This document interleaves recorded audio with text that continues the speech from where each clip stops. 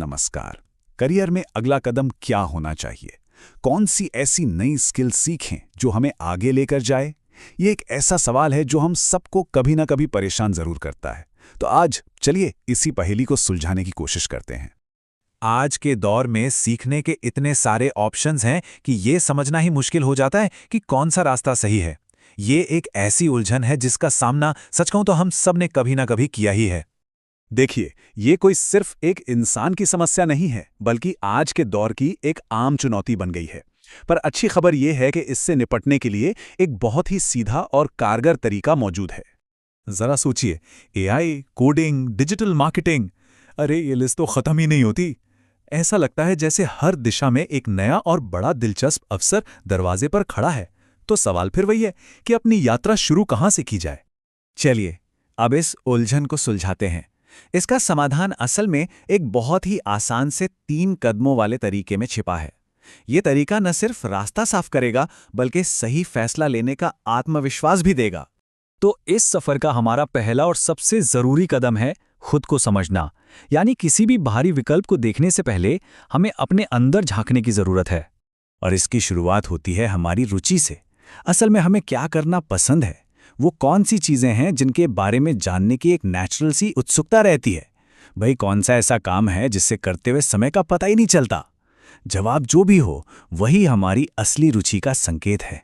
रुचि के ठीक बाद आती है काबिलियत, यानी हमारा नेचुरल टैलेंट।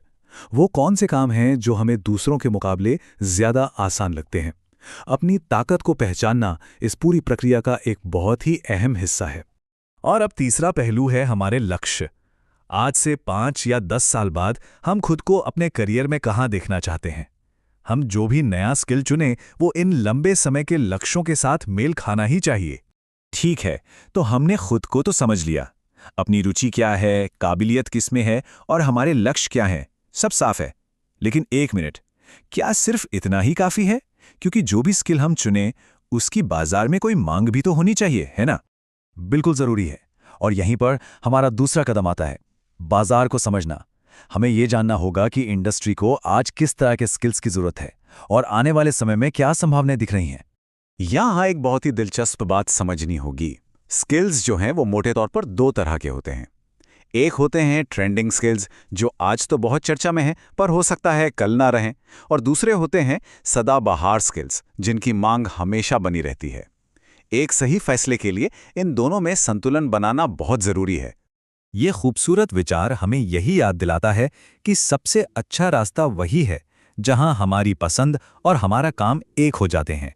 और हमारे इस पूरे विश्लेषण का लक्ष्य भी यही है, उस संगम को खोजना।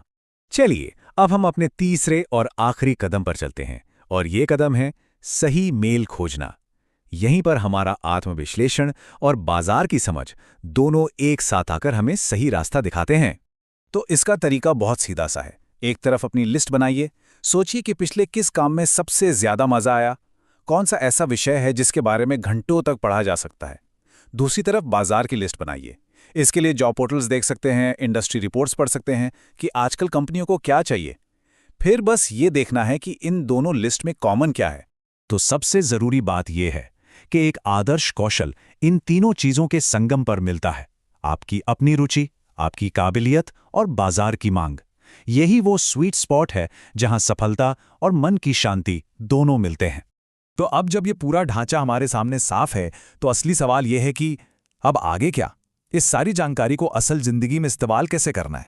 हमारा ये विश्लेषण तो यहीं समाप्त होता है, लेकिन आपकी असली खोज तो अब शुरू होती है।